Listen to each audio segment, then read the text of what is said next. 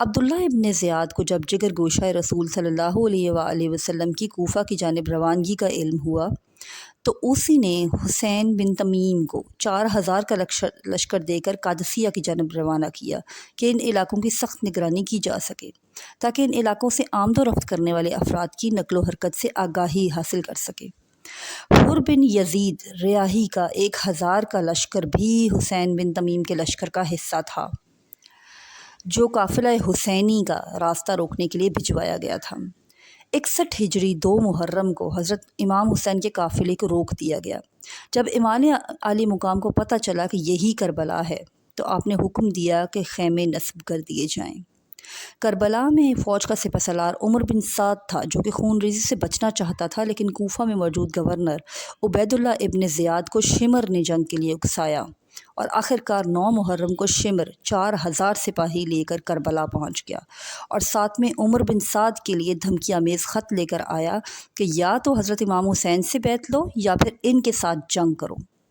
10 محرم کو نواسہ رسول صلی اللہ علیہ وآلہ وسلم اپنے جان نثاروں کی لاشیں اٹھا کر نڈھال ہو چکے ہیں، لیکن شجاعت حیدری کی جھلک اب بھی چہرے پر چمک رہی ہے۔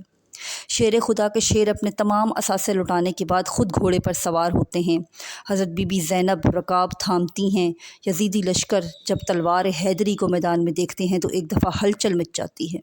وہاں موجود ہر شخص جانتا ہے کہ نبی صلی اللہ علیہ وآلہ وسلم نے فرمایا تھا، حسین مجھ سے ہے اور میں حسین سے ہوں، لیکن بدبختوں کی آنکھوں پر لالچ اور طمع نے پردہ ڈال رکھا تھا۔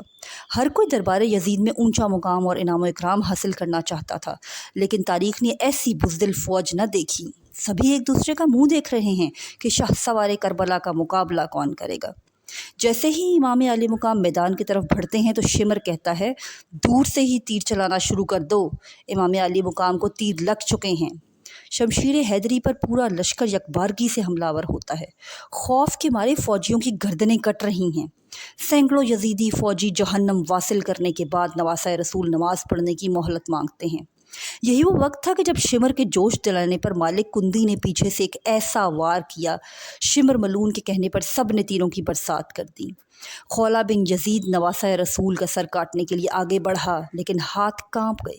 پھر شقی القلب بدبخت اور ذلیل سنان بن انس آگے بڑھا اور انعام و اکرام کی لالچ میں امام علی مقام کا سر تن سے جدا کیا۔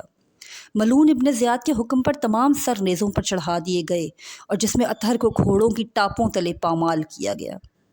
سانحہ کربلا کے بعد حضرت عمر بن سعد نے اپنے لشکر میں سے قتل ہونے والوں کو 11 محرم کو دفن کیا۔ سید زادوں اور اصحاب کے 72 جسد خاکی بے گور و کفن چھوڑ کر اور اہل بیت کو قیدی بنا کر کوفہ کی طرف دربار ابن زیاد کی طرف بڑھنے لگا۔ نواسہ رسول، اہل بیت اور اصحاب کے سر مبارک نیزوں پر ہیں۔